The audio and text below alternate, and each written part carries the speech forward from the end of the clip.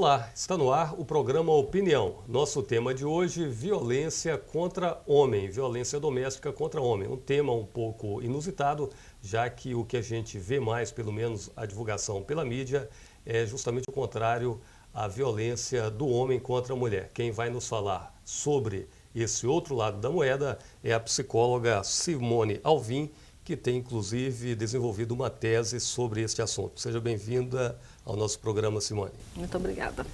Bom, eu começo perguntando para você a respeito dessa situação, né? A ideia que se tem é que o homem, até por uma questão de estrutura física, geralmente ele é que comete a violência contra a mulher. Mas você tem esse estudo de uma tese que tem acompanhado casos de mulheres que praticam violência contra homens. Eu queria que você relatasse um pouco sobre como começou esse trabalho e o que você tem constatado nessa pesquisa.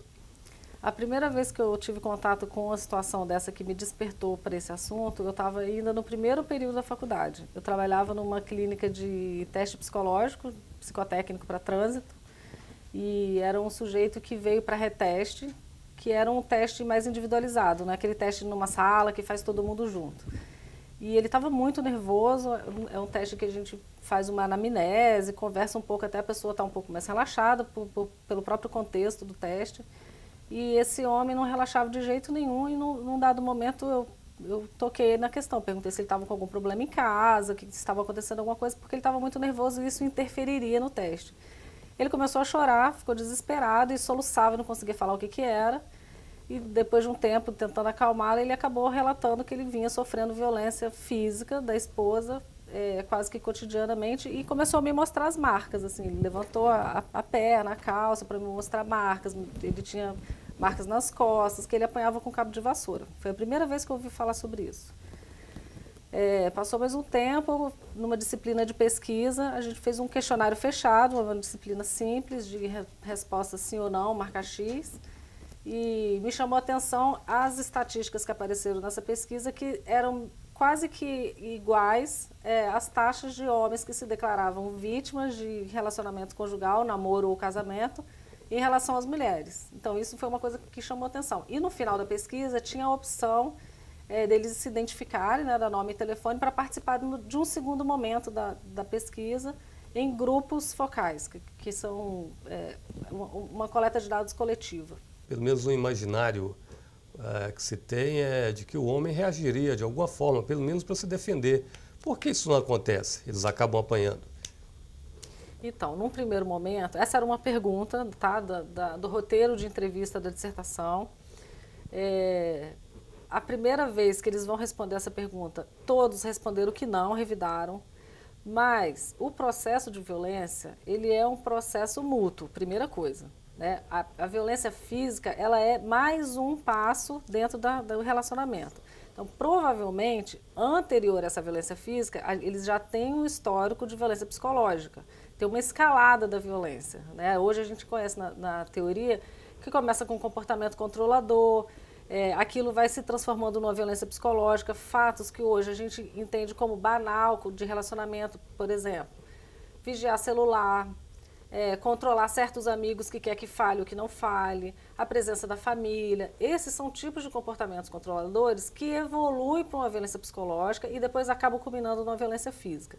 Então, num primeiro momento, eles acham que não revidam, mas até uma forma que você segura a pessoa com mais força, porque você está ali no processo da explosão da violência, da agressão em si, não vou segurá-la de leve para não machucar. Não pensa isso. Então, mesmo para segurar, se machuca. Então, nesse processo da entrevista, fazendo a reflexão do relacionamento, de como era o dia a dia, de como eles negociavam certas diferenças, ao final da entrevista, todos os homens entrevistados perceberam que eles revidaram sim. Outra coisa que eu observo é que tem uma mudança de comportamento por causa da Lei Maria da Penha. Os homens hoje têm total consciência de que se eles revidarem, eles vão perder a razão. Por mais que a mulher tenha sido violenta primeiramente, o fato do homem ser mais forte biologicamente, nisso você está correto, faz com que a mulher seja mais vítima do que o homem. Então, mesmo que ela tenha batido, se ele revida e ele vai machucar mais do que ela, porque ele é mais forte, ela ganha mais condicionantes no processo por causa da Lei Maria da Penha.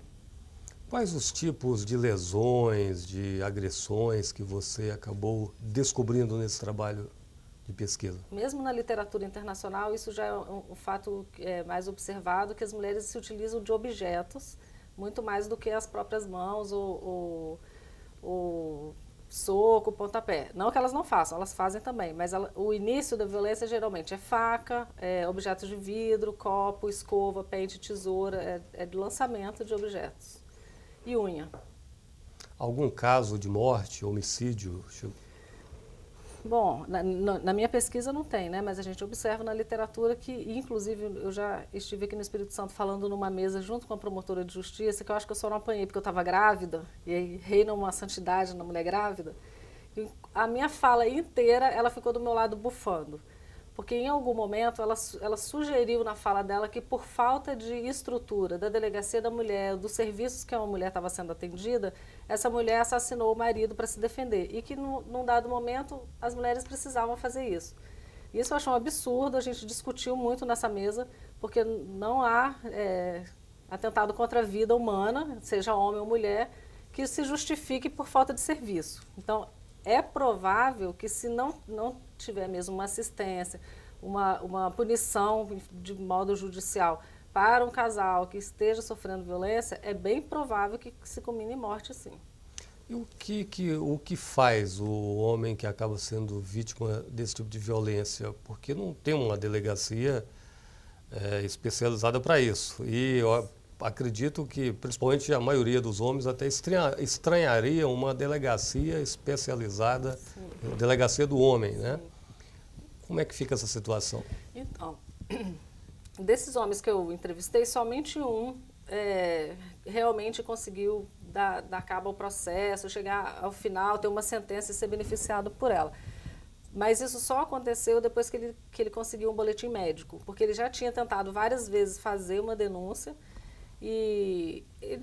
ou o delegado não acreditava, ele foi em delegacias diferentes, ou o delegado não acreditava na história que ele estava relatando, ou dizia uma coisa que é muito comum se ouvir por parte dos serviços de segurança de modo geral, é que em briga de marido e mulher não se mete a colher, que isso é um assunto privado para ser tratado em casa, ou faz chacota, faz o cara se sentir humilhado e ele desiste de voltar ali ou de registrar a ocorrência.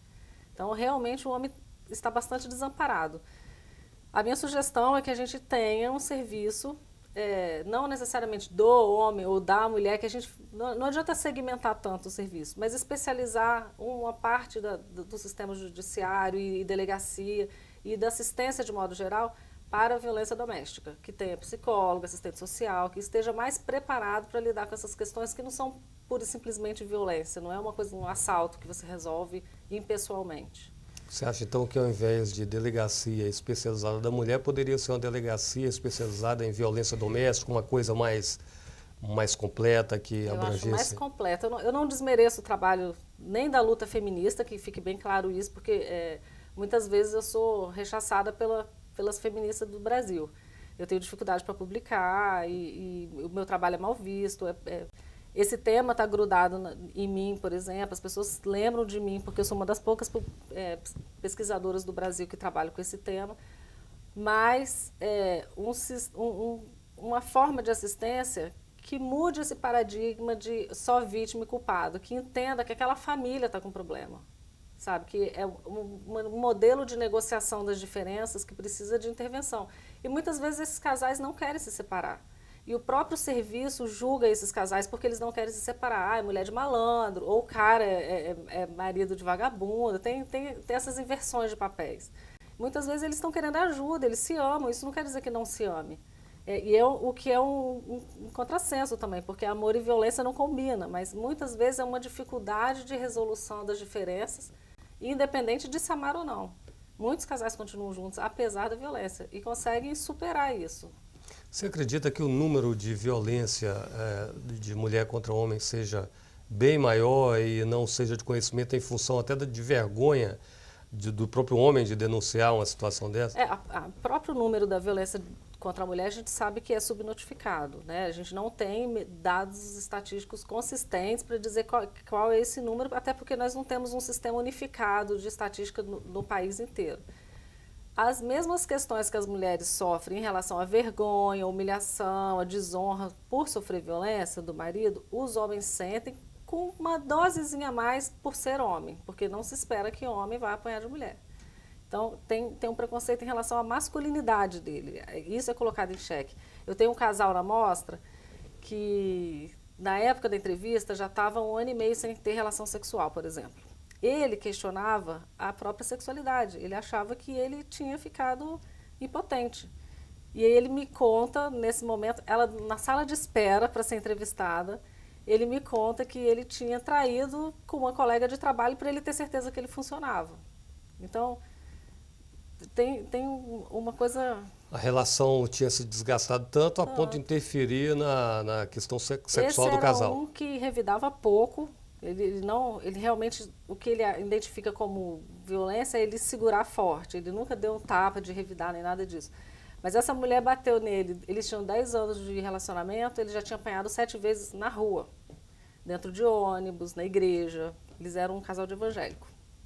Situações em que os filhos presenciaram essas agressões. Que é o caso que eu acho mais grave da dissertação, desse estudo, que é eles já estavam separados, o pai pegava os filhos nos finais de semana e quando a mãe veio trazer os filhos para o pai, veio com o atual namorado dela, que era um traficante no Rio de Janeiro, que segurou o ex-marido dela, né, e ela bateu nele com porta-toalha de acrílico, quebrou 2 costelas, um braço, um dente, na frente dos filhos, um de 12 e um de 14.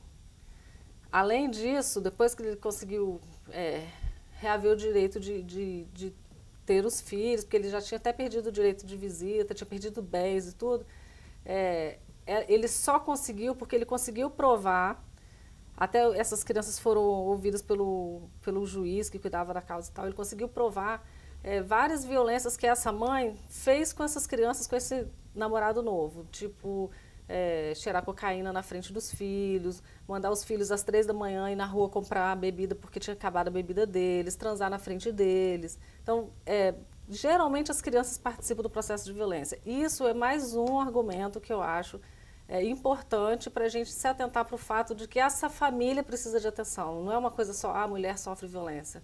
Os filhos são muito prejudicados pelo processo de violência. Simone, nós vamos fazer um breve intervalo. Na sequência, voltamos com a entrevista com a psicóloga Simone Alvim, falando a respeito da violência doméstica da mulher contra o homem. É rapidinho, já já a gente volta.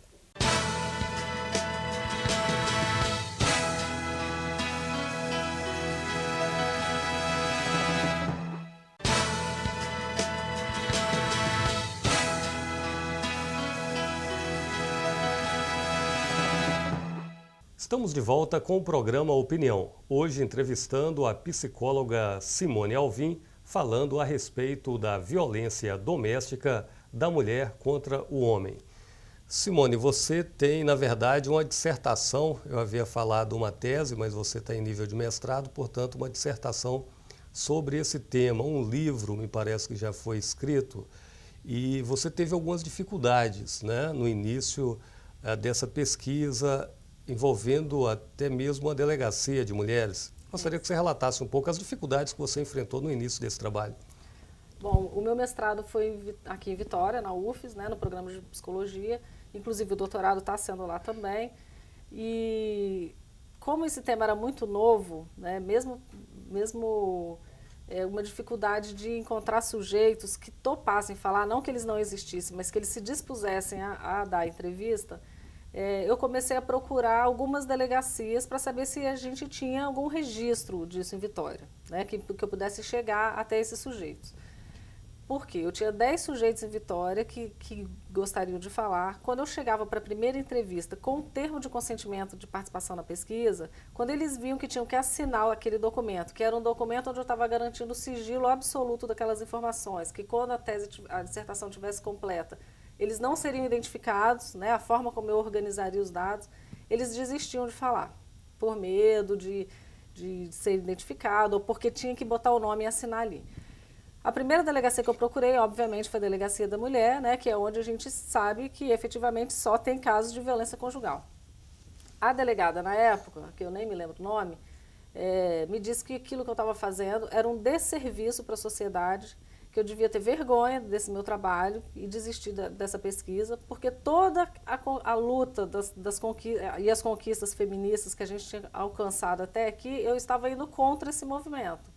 E por mais que eu explicasse para ela que era uma tentativa de desmistificar o homem culpado, a mulher culpada, que era uma coisa de entender o casal, ela não quis ficar nem com o meu projeto. E disse, inclusive, que eu não voltasse ali nem como cidadã, que eu tinha perdido os meus direitos de mulher.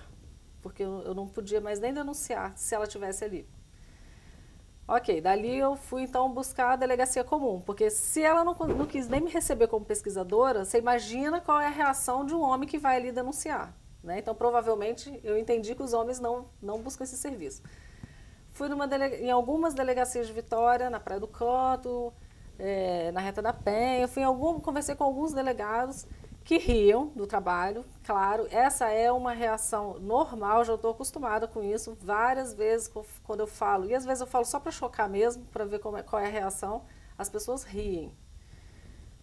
Eles falavam que não tinha, que não sabia, que nunca tinha registrado, que eu não ia conseguir, que era para eu desistir, e eu pedia para eles para deixar um cartaz na recepção das delegacias, informando que eu estava fazendo uma pesquisa, caso eles quisessem conversar, que eu era psicóloga, deixava meu telefone e que eles poderiam entrar em contato. Quando eu voltava lá uma semana depois, o cartaz tinha sido arrancado. Então, nem isso eu não conseguia apoio do serviço para fazer. E uma vez eu estava na delegacia como cidadã, fui assaltada, levaram minha bicicleta, e eu fiquei na delegacia esperando um tempo para registrar, porque não tinha viatura, eu queria dar uma volta, ver se eu achava a bicicleta por ali. Curiosamente, chegaram 2 viaturas, desce um homem completamente machucado, com sangue, todo realmente machucado, e uma mulher na outra viatura, ele falando que ele queria registrar, que ele tinha sido violentado, que ela tinha batido nele, que ele tinha ido levar uma caixa de leite para os filhos e ela tinha batido nele. Ela desceu linda do jeito que ela estava, entrou na delegacia para registrar a queixa, 5 policiais ficaram do lado de fora, dizendo que ele não ia entrar. Quer dizer, ele foi ali violentado pelo sistema, que ele não pôde registrar, como qualquer cidadão pode entrar ali e abrir um processo e registrar uma queixa. E, além do mais, não se ouviu a história dos dois ali. Não sei por que ela não foi da delegacia de mulher, é porque ela estava numa delegacia comum. Então, o próprio serviço já tinha uma dificuldade. Isso a gente está falando da época da pesquisa, tem alguns anos. Eu acredito que houve uma mudança, tem acontecido uma mudança, não só de mentalidade, mas o próprio serviço está mais preparado para isso. Mas eu, se fosse homem, não saberia onde ir. Simone, há uma situação também um pouco polêmica. Você você faz alguns questionamentos em relação à Lei Maria da Penha. Inclusive, pelo que eu li, me parece que você defende até que essa lei seja reformulada. O que você acha que precisa ser aperfeiçoado na Lei Maria da Penha? Na verdade, não é nem reformulado. Eu acho que a reformulação tem acontecido naturalmente, né, pelos próprios processos judiciais, como eles funcionam.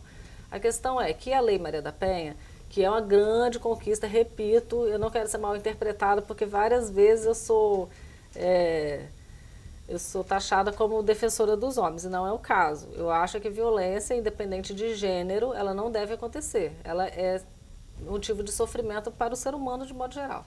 Mas a Lei Maria da Penha, ela traz, que é uma grande coisa, a possibilidade da gente considerar a violência psicológica, que é uma coisa importante, né? Porque a violência psicológica não deixa marcas. Mas a simples ameaça da violência no texto da lei já é motivo para a mulher registrar uma ocorrência. O problema é que quando você faz isso, você delega um poder para a mulher muito maior do que a gente pode investigar, né? Porque se a mulher agride um homem, por exemplo, e ela é intimada para prestar o depoimento e explicar essa situação, ou ela vai denunciar e explica a situação que ela também agrediu, o homem vai se explicar, ou diz que também sofreu violência, enfim. Se ela disser que antes da violência física ela sofreu ameaça de violência, e isso já depõe contra o homem. De uma certa forma, para mim, que não tenho estudo de direito nem nada disso, mas no meu entender, a grosso modo, de como eu entendo direito e Constituição, isso fere o primeiro artigo da Constituição que diz que somos todos iguais perante a lei. Se você diz que a mulher, o que ela fala em relação à violência psicológica, vale mais do que a afirmação do homem, porque é uma lei para proteger a mulher, você já está ferindo o princípio da igualdade. Então, para mim, isso já é uma questão. Mas a gente teve uma atualização da lei que foi promulgada em 2006 e em 2008 um juiz, se eu não me engano, no Mato Grosso, abriu a jurisprudência dando medida protetiva para um homem que estava sofrendo ameaça de morte por parte da esposa. Ele ganhou aquela medida que a mulher não poderia se aproximar dele de 200 metros, 250 metros, não lembro. Então, isso muda a lei, porque uma vez que um tenha alcançado esse direito está aberto para todos. Então, pelo uso da lei, ela vai se moldando. Mas a gente não tem uma lei. Inclusive, eu participei de um congresso no Rio de Janeiro que foi para a formulação do texto dessa lei. Um congresso foi organizado, inclusive, por esse instituto onde eu fiz a coleta de dados. Quando aconteceu aquilo da delegacia, de não conseguir sujeitos aqui, eu acabei indo buscar fora do estado alguns serviços que tinham essa possibilidade de atender homens, que é o Instituto NOS, no Rio de Janeiro, que organizou também esse seminário com várias entidades do Brasil inteiro, promotores de justiça e pessoas, vereador, deputados, pessoas que ajudariam a elaboração desse texto. Eu tinha, 24, 23 anos, eu já tinha defendido a dissertação e tinha acabado de publicar o livro. Foi no ano que eu publiquei o livro. E, num dado momento, eu pedi o microfone para falar, que era uma coisa bem democrática, todo mundo ia lá e falava o que pensava. E eu fui defender exatamente que, já que a gente estava ali, escrevendo uma lei, uma forma de impedir violência doméstica, principalmente contra a mulher, porque o texto, até o nome do evento era Seminário de Elaboração do Texto de Violência contra a Mulher. Que a gente pudesse, então, já nesse momento, ter uma mudança de perspectiva e enxergar a possibilidade do homem também ser vítima ou da gente enxergar a violência doméstica, efetivamente. Porque a violência doméstica está diretamente ligada à mulher. Quando você fala no Brasil violência doméstica, a primeira coisa que vem à cabeça é a violência contra a mulher. E não é só isso que acontece. Naquele momento, eu fui vaiada por 1.500 pessoas que estavam no auditório e nunca mais me deixaram pegar o microfone. Eu era uma menina. Então... Simone, falando em vaia, me parece que em algumas palestras que você faz também, você faz palestras em universidades e tal, já houve, de vez em quando ocorre a situação de as pessoas não gostarem, né, principalmente as mulheres e tal, a situação assim de as pessoas criticarem o seu trabalho nessas palestras? Acontece muito. Eu acho que sempre acontece, nunca aconteceu um lugar onde eu vou falar que não tem polêmica. Não tem aqui hoje porque não tem plateia, porque senão você ia enxergar isso de frente. Mas eu dou sorte de todas as vezes que eu falo, e eu digo todas, nunca aconteceu de eu falar num lugar, fora essa que eu fui vaiada, um homem no meio, parece que é combinado, mas um homem no meio do público levanta o braço e dá o seu depoimento de que sofreu violência. Então, é porque, às vezes, as pessoas pensam, um tapa na cara não é violência, não dói, né? Meio que banaliza a violência. Mas se é um homem que dá um tapa na cara da mulher, é violência. Quer ver um teste? Que eu faço, inclusive eu fiz muito com os meus alunos, na época que eu dava aula de metodologia de pesquisa.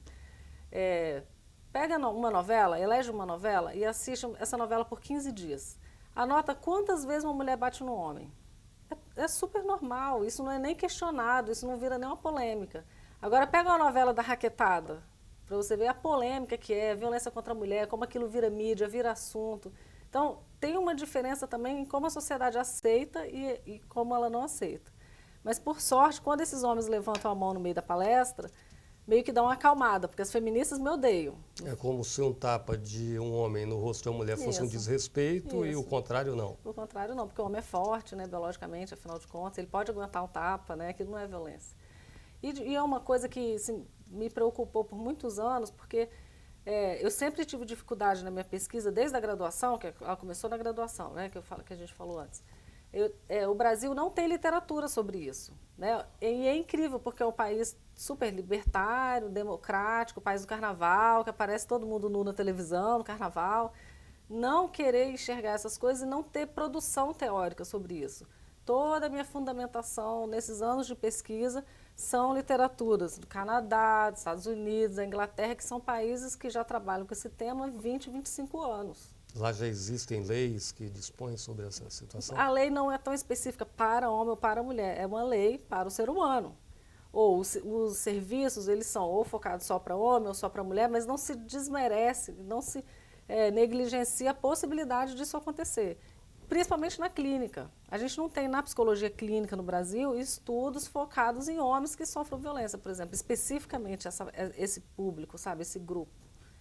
E o que os autores, desculpa, mas o que os autores falam sobre isso é que se você não mudar essa mentalidade, essa prerrogativa anterior, esse paradigma de que a violência ela pode acontecer tanto para o homem como para a mulher, como é que você vai atender o homem que chegar no seu consultório com essa queixa? Se você não tem essa produção teórica. Sabe? Tudo é um encadeamento. O psicólogo que está na clínica, ele está embasado teoricamente em alguma coisa. Se você não tem estudos no país, como é que você vai atender o homem? Para finalizar, nós temos mais ou menos aí uns 30, 40 segundos. Eu queria que você falasse rapidamente, a gente falou tanto do livro, mas não falou o nome do livro e o documentário que você está para produzir aí, inspirado nesse livro. O livro chama Homens, Mulheres e Violência. E o documentário é baseado nos depoimentos desses homens, dessa amostra que foi entrevistada para a dissertação que virou livro. E é uma forma que eu encontrei para falar que as pessoas assistam o filme inteiro para chegar a uma conclusão no final. Porque enquanto você está dando a palestra, dá tempo das pessoas te vaiarem. O filme talvez seja uma linguagem que as pessoas aceitem melhor do que a palestra. Simone, agradeço pela sua participação aqui no programa Opinião. Infelizmente, nosso tempo chegou ao final. A você que nos assistiu, obrigado pela audiência. Lembrando que este programa pode ser visto também através da internet, pelo site www.al.es.gov.br. Até uma próxima oportunidade.